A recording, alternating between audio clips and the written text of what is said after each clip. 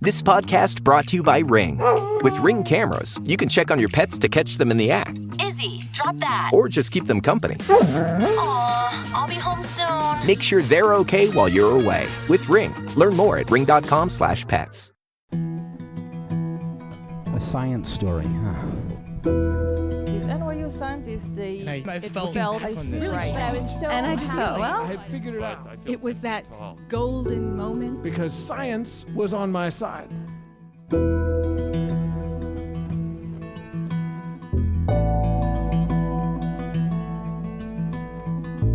Hey everybody, welcome to the Story Collider, where true personal stories about science help us to discover how weird and wonderful it is to exist in this world and be a human.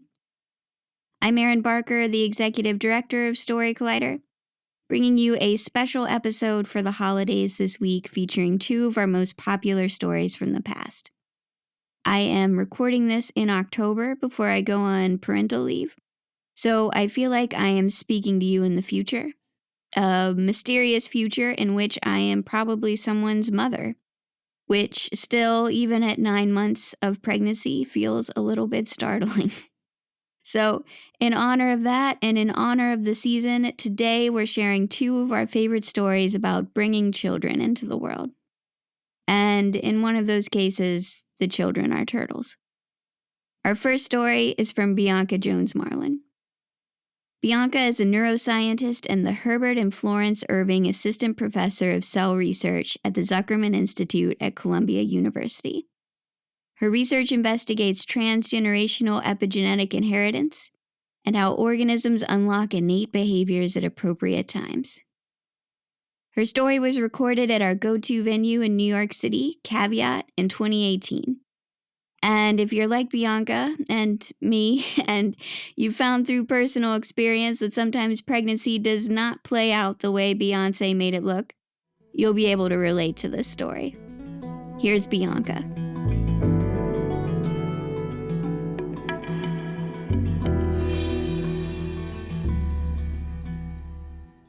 I have a PhD in attraction. I should clarify. More specifically, my doctoral studies looked at the molecule that regulates the laws of attraction, a molecule called oxytocin. You may have heard about it. It's like the love drug. Nonetheless, it's released from our bodies during certain things like that foster communication and foster connections, like holding hands, eye contact, orgasms, all the way to uterine contractions and milk breastfeeding. And so it helps to foster these relationships. And what my doctoral studies looked at was how oxytocin changes a very particular type of attraction, the attraction of a mother to her child. And oxytocin also has a synthetic correlate, you may have heard of it, Pitocin. If you heard about it, not from the medical field, maybe because you've Googled it on Amazon, because you could buy it on Amazon, to bolster your sex life, don't buy it on Amazon. But you also find it in hospitals because it's used to speed up birth and speed up labor and induce birth. And what we looked at in our studies was the fact that in mice, we looked at mammals, mice, virgins, they're actually just animals that have never given birth. We call them virgins, but like their sexual history is their own business. So, you know. But these virgins, they'll hear the sound of a baby crying, and they'll go up to the child, baby mouse, the pup, and either ignore it and leave it to die, or they'll eat it. Yes, but after this virgin mouse finds its true love and white picket fence and gets knocked up, it will no longer cannibalize or leave mice to die. Instead, it will take care of pups crying. And this urge is so strong, this attraction is so strong that it will even take care of pups that aren't its own, and it will take care of pups into old age. And what our study showed was that when you added oxytocin to virgins, even without them ever having babies, they would do the same task. So oxytocin really made bad moms into good moms and bad babysitters into pretty solid babysitters. And this is pretty close for me in my life because I was blessed enough to be raised by two parents who were also foster parents. So I had foster siblings. And I saw my siblings being loved in the family, being loved in my family, that my parents didn't birth them from their body, but they birthed them from their heart. And to see that oxytocin could save the day in that manner really allowed me to dive into my studies. And I really was just a big fan of oxytocin. And then I got pregnant. And in my mind, I had this all painted out. I was gonna be sitting with flowers behind me like Beyonce, my basketball belly. I was gonna have my husband rub oils on my feet like organic geranium. My sisters were gonna fan my hair as like a rite of passage. And of course I was gonna have like 5-hour labor, because anything less than that you can't brag about. 5-hour labor. And I was gonna give an all natural birth, no medication, and my child would come out, we'd both sing. And then I'd be walking in the halls, or walking in Central Park, and I'd like just whip out my breast and breastfeed my baby underneath the willows, because oxytocin bonding time. And I had it all planned out. And so when I went to my obstetrician gynecologist, who was also at NYU at the time, and told her this is what my plan was. Yeah, she did just that. She laughed in my face. And I was like, but I won awards about oxytocin. And she was like, you are going to want Pitocin, the synthetic analog, because you're going to want this baby to get out. And I was very firm in not wanting Pitocin. I wanted to see oxytocin operate in real time. I had dedicated so much of my life to studying this molecule. It was my turn to get it to work for me. And she said, I can do whatever I see fit, but she recommends Pitocin. And deep down inside, I was like, that's a dare. And I was in competition with the lady who's going to be delivering my baby, which is less than ideal. Nonetheless, Saturday morning came around and I had my first labor pain. It was the same Saturday that I had signed up for an 8-hour Lamaze class for birthing and how to give birth. But whatever, oxytocin, I got this, right?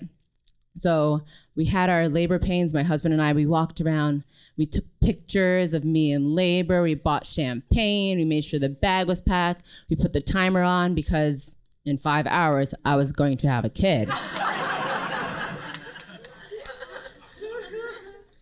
24 hours later, I was still pregnant and in labor. And so that first night, he stayed up with me. He did massage my feet with geranium and other things as I hurled out the food that I eaten the day before. And my body just crushed underneath the pressure of labor pains. And I thought, what is happening? This is not the way Beyonce made it look. And so at the 30-hour time point, they usually suggest that you go in when your contractions are about 2 minutes apart for 2 hours. Mine were 3 minutes apart for 30 hours. And so at 30 hours, I was over it.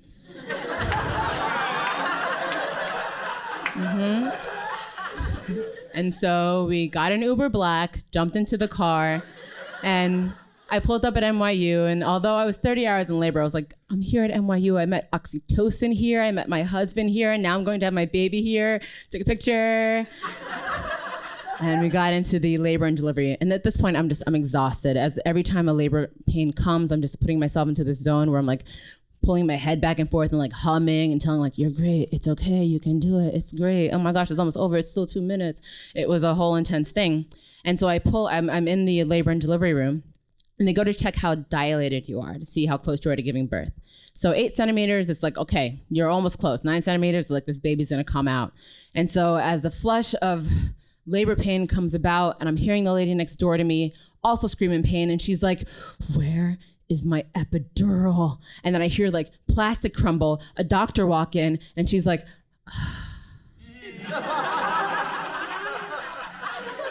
and I'm thinking, I want that. And my doctor comes up to me and he's like, so Bianca, you're 2 centimeters dilated. I was going through something called prodromal labor, which gives you all of the labor benefits like labor pains, but none of the labor benefits like dilation. And so we pulled up in an Uber Black and went back home in a yellow cab because the only other option I had was to take Pitocin to initiate the labor, and I was still in competition with the doctor. And so on the way home, my husband had already called our family on the way there because, 5 hours, this is about 30 hours after that. And so I walk into my house to find my mom, my dad. I should remind, I walk into my apartment to find my mom, my dad, my sister, her best friend, my other sister, her husband, their 1-year-old, and my mother-in-law, all in the apartment. And at this point, I haven't slept in 2 days. I'm walking to and fro in the hallway like a drunk zombie, trying to rip all aspects of clothing off my body as my husband runs behind me to throw the robe over because we have company. And that night, he fell asleep because he's been up for 2 days, and I still had to track all of my labor pains, and I saw it at 2 o'clock, 2:05, 2:10, 3:15, all the way to 6 o'clock, being tracked. And oxytocin was failing me. I had dedicated so much of my life to this, only to be in labor for longer than I was pregnant is what it felt like. Day 4 rolls around, and I'm like, this is jokes. We need to go. And so we jump into another Uber Black because I'm still having a baby, guys. And so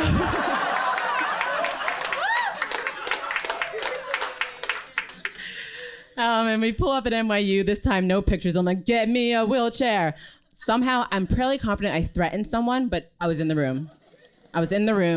And I knew it was time when I looked up and 20 medical students walked in because I gave birth in a teaching hospital. And I gave birth in the same teaching hospital I got my PhD in, so I recognized some of those faces. And I did not care. And I gave birth to a healthy baby daughter. Her name is Sage. And yeah, she's awesome. And they take her out, and then they put her on you for skin-to-skin contact because that releases oxytocin. And I've been having oxytocin released for 4 days. So they put her on my chest, and the first thought that came to my mind was, get this slimy thing off of me. Oxytocin. But I knew that I was going to mommy right. And so I made sure I breastfed her. I made sure I did skin to skin. I made sure that I was gonna have oxytocin released at all these moments. And 6 weeks in, after mommying correctly, I woke up to a migraine that was worse than my 4 days of labor pain. And my husband rushed me to the hospital, and they immediately admitted me because my blood pressure was through the roof. And I kept on telling the doctor that I have a newborn at home, and can you just give me this pain medication so I can go home? And what I wasn't hearing, what he was telling me, was that I had postpartum preeclampsia, and it's marked by high blood pressure that then leads to seizures. And he told me that the most tragic thing he had ever seen was a young woman with a newborn baby come in and decide to leave the hospital only to die from seizures. I was admitted in, and for those 4 days, I wasn't with my daughter. I didn't breastfeed her. I didn't have skin-to-skin contact. And I felt that all the work that I had done to prepare for that point was just being erased because oxytocin wasn't being released. And that 5th night, after being away from her for a week, when I did get home, and I was able to lay my head on the pillow and go to sleep, I realized that in the hospital, I was attached to monitors, and I had nurses on 24-hour seizure watch. And although I was flooded with contrast from my MRIs and contrast from my CAT scans and magnesium to keep me from seizing, I was in a safe place. And although when I got back, I couldn't breastfeed her because of all the chemicals that were in my body, there was nothing that was hooking me up to anything to know that I was okay. And I couldn't go to sleep because I know if I wasn't okay, she wouldn't be okay. What I came to realize is that my connection with my daughter, who's now 1.5 years old, isn't punctuated moments of oxytocin release. It's our life together. And oxytocin operates in a myriad of interactions, From the doctor who convinced me to stay and save my life, to my friends who were supportive when I left the hospital and couldn't breastfeed anymore because my milk had dropped, going back to work full time and talking me through not being with my baby. And I realized that every tear I shed when I was in the pump room and I only saw dribbles of milk come out that weren't going to support my baby, and every time I had to work late and couldn't be with her, and every time my heart broke for that was oxytocin. It was there the whole time. And as scientists, we have this way of making sure things are clean and experiments are proper, but that's not the way life is. We can't always predict the outcome. What I did learn is that Mother Nature will never leave us hanging. She is a mother after all. Thank you.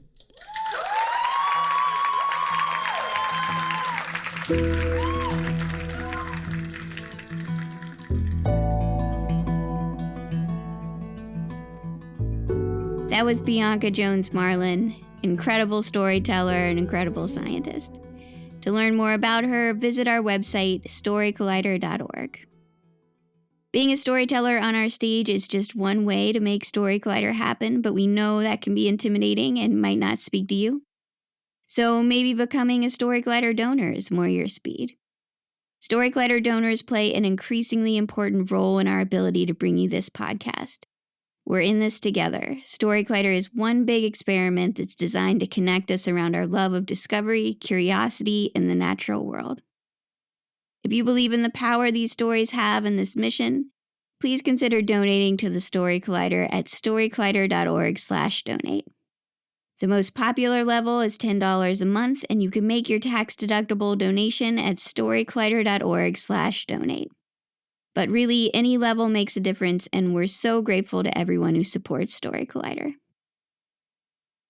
Our next story is from Ed Pritchard. A native of South Florida, Ed has fostered a love for the marine environment since an early age. He's currently the Interpretive Programs Supervisor and Site Manager with the Miami-Dade County Parks Department. We had a chance to work with Ed as part of a storytelling workshop that we held in partnership with the Tiffany & Co. Foundation in Miami in 2019. And he told his story on stage just the day after the workshop. Ed's story is all about the miracle of life, specifically turtle life, and I think that in the spirit of the season, you will really enjoy it. Here's Ed.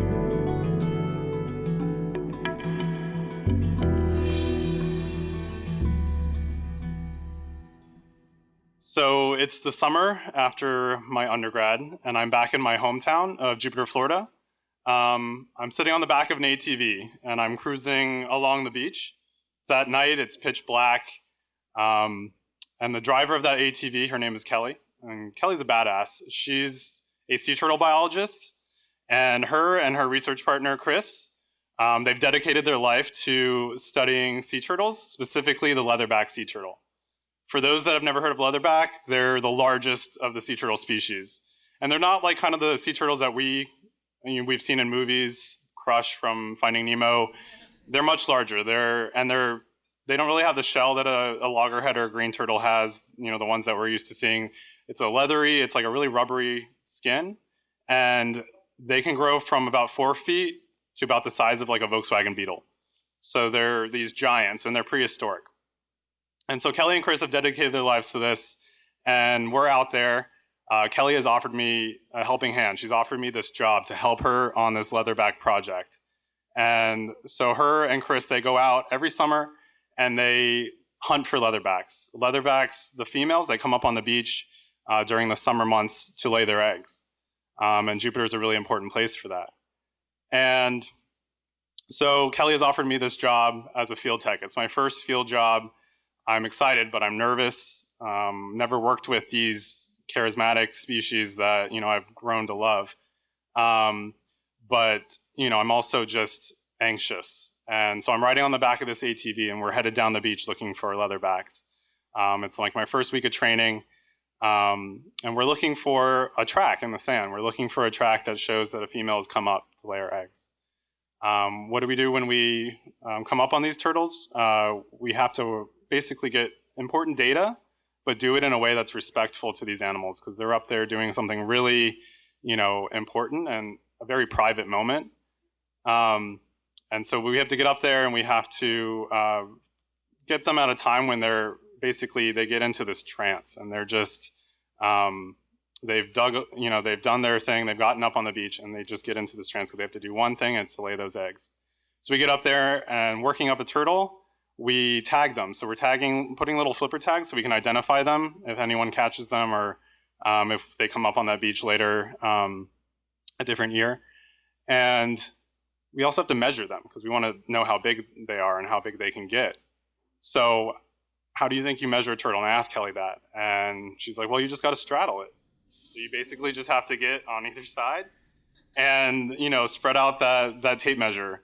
And so you're basically straddling this giant. And you're like, oh, I'm trying to be respectful. This turtle's trying to lay their eggs, and I'm right on top of you. So a little awkward. And, flash forward 2 weeks. And so I've learned the process. We've gone out there. We've seen a few different turtles. We've worked them up. Some of them are ones that Kelly knows really well. She's gotten really close to these animals. They all have names because they name them, not just the little flipper tag with a number. And so, she knows some of them. Others are new, which is awesome, and we get to work up a new turtle. But I've learned the process. I'm still a little bit scared, because it's still coming up on these beasts in the middle of the night. It's still a very, walking that fine line between being respectful, but also getting that important data that we need. But finally, the night comes, and Kelly says, you're ready to go out on your own. You're ready to ride on this ATV on yourself and find these turtles. I'm just like pumped, but still just really nervous. So we cover a 9-mile stretch of beach. It's a very wide beach. So one of us goes north, the other goes south. So I go south. We start around 8 p.m., and I'm out there. And you're working in these adverse conditions. It's the beach at night. So it's dark. It was a new moon that night. Sometimes there are things that are happening on the beach, and you have to have to be aware at all times, pretty much.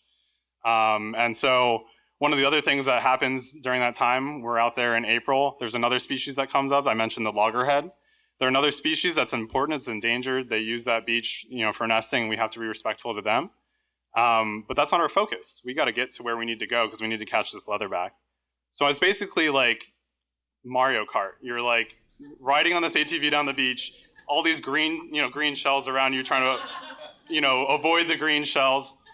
And, you see some stuff on the beach, some promiscuous stuff. There's people that go to a dark beach for that.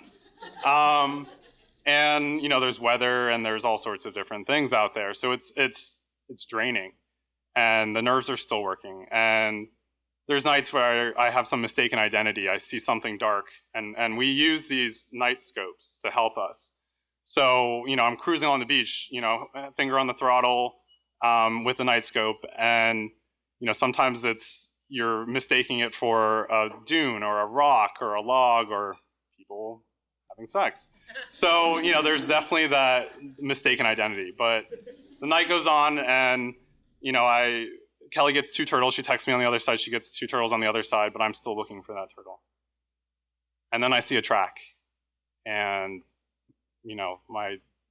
I'm pumped. And I get out the night scope, and I'm scanning the track up to the top of the beach.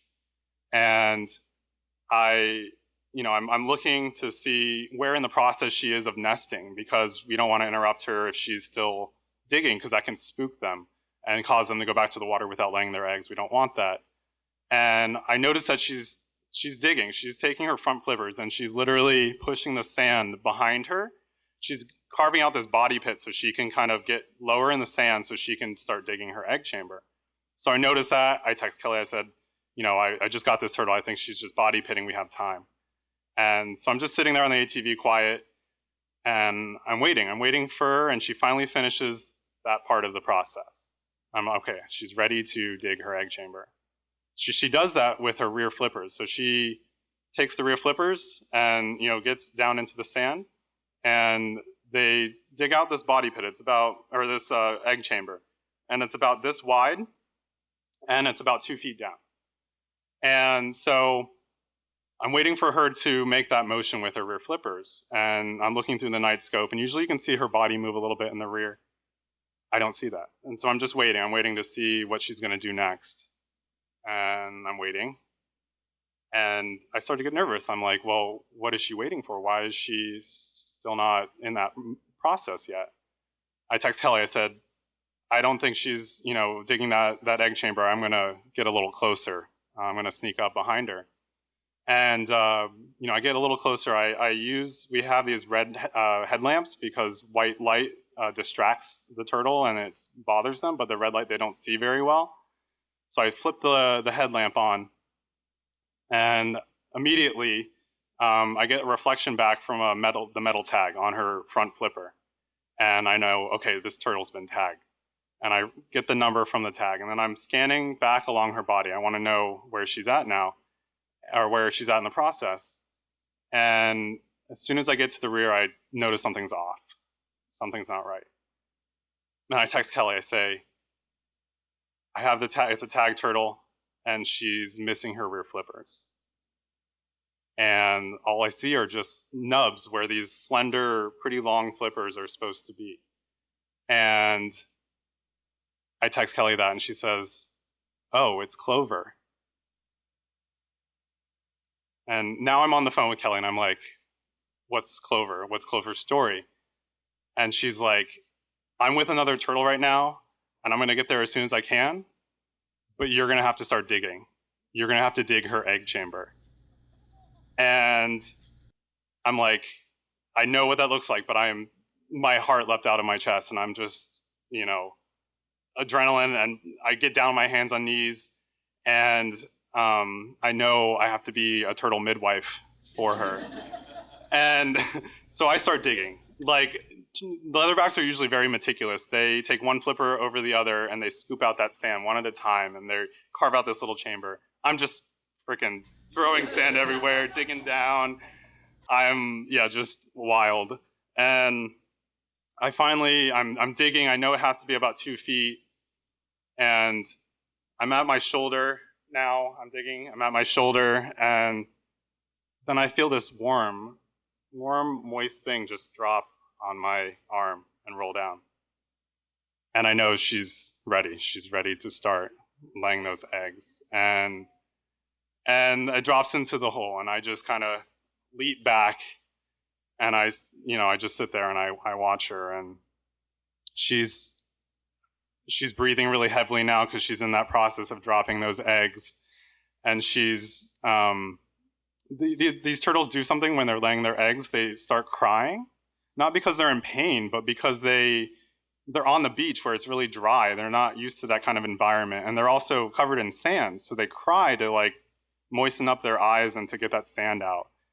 And so there she is, just crying and breathing, and I'm in that moment. And at some point Kelly comes up and she tells me Clover's story. Clover had when they first spotted her, she was missing one rear flipper. It got taken off by a shark.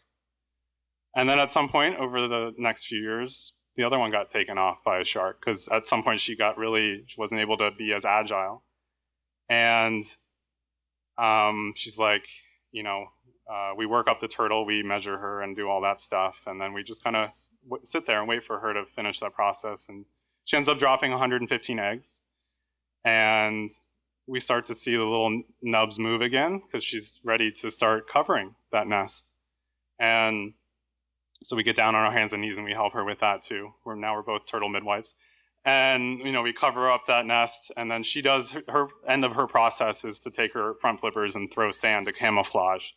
So she starts doing that, and it's starting to get light out because it's way early in the morning now. And so we watch her, she gets up or she starts to crawl back. And I'm just amazed by, how much fortitude she has, because she's had so much trauma. And now she's doing what she instinctually knows what to do, and she's creating the next generation of turtles. And, I lent her a helping hand that night, but I know that, for that species to really survive, we all need to lend that helping hand for her. So, thank you.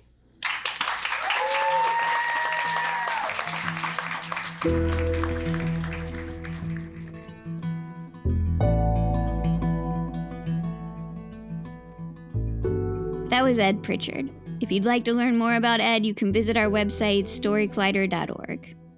Our website is just one way to connect with Story Collider, but there are so many other ways, and we hope you'll use them all. You can always follow us on social media. We're on Twitter, Facebook, Instagram, and TikTok. Head to storycollider.org to become a financial supporter. Or if you want to come to a recording session of one of our shows or want to start your own Story Collider show in your community, you can learn all about that on our website too. The Story Collider is very grateful for the support of Science Sandbox, a Simons Foundation initiative dedicated to engaging everyone with the process of science. This podcast is produced by Misha Gajewski, Nikisha Roberts-Washington, Jen Chen, and me, Erin Barker, Executive Director and co-founder of the Story Collider. The stories featured in today's episode are from shows produced by Paula Croxon and Tracy Rowland, and by Christine Gentry and Gastor Almonte, respectively. Special thanks goes out to Story Collider's board and staff, including Anne-Marie Lonsdale, Leslie Burnson, and Lindsay Cooper. Happy holidays, everybody. Our theme music is by Ghost. And next week, in honor of the new year, we'll be back with some classic stories about fresh starts. Until next time, thanks for listening.